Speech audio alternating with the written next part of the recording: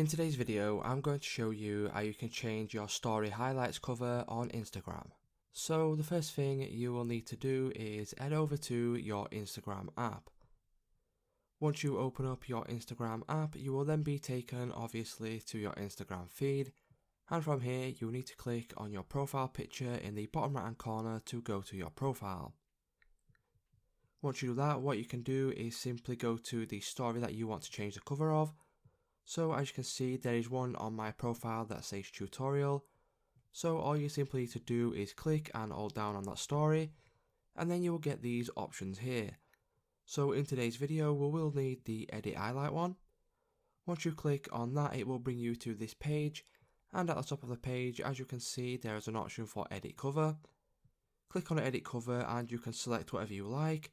So it's just that simple, guys. If this video did help you out, please leave a like on today's video, and I'll see you in the next one.